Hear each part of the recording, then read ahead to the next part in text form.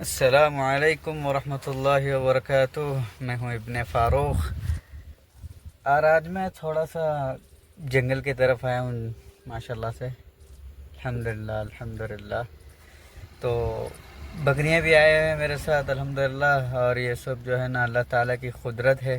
بے شمار نعمتیں اللہ تعالیٰ نے ہم کو عطا کیا الحمدللہ. دیکھیے ماشاء اللہ بہت ہی بہترین نظارہ ہے الحمدللہ. اللہ سبحانہ و تعالی قرآن میں فرماتا ہے، کیا انہوں نے آسمان و زمین اور ان میں موجودہ ہر چیز پر غور نہیں کیا؟ سورہ نمبر 7 ورس نمبر 185. یہ بکریاں اللہ کی نعمت ہے. اللہ نے فرمایا اور چوپائے یعنی کہ اپنے 4 پیر والے جو جانور ہوتے ہیں ان کو چوپائے کہتے ہیں. اور چوپائے اللہ نے پیدا کیے، ان میں تمہارے لیے فائدے ہیں اور ان سے تم کھاتے ہو. سورہ نمبر 16 ورس نمبر 5. یہ بھینسیں بھی اللہ کی رحمت ہے. ہمیں ان کے ساتھ رحم و محبت سے پیش آنا چاہیے. آپ صلی اللہ علیہ وسلم نے فرمایا، جانوروں کے بارے میں اللہ سے ڈرو.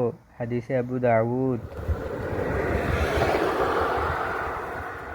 دیکھیے یہ سب منظر ہمیں یاد دلاتا ہے کہ رزق دینے والا صرف اور صرف اللہ ہے.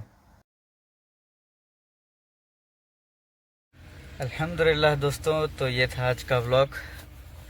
الحمدللہ بہت مزہ آیا. اللہ تعالیٰ سے دعا کریں کہ اللہ تعالیٰ کی نعمتوں کا ہم سب کو شکر گزار کرنے کی توفیق عطا فرمائیں. آمین یا رب العالمین. جزاکم اللہ خیرہ. لائک شیئر سبسکرائب کرنا نہ بھولیں. انشاءاللہ ملتے ہیں بہت جلد اگلے ولاگ میں. السلام علیکم ورحمۃ اللہ وبرکاتہ.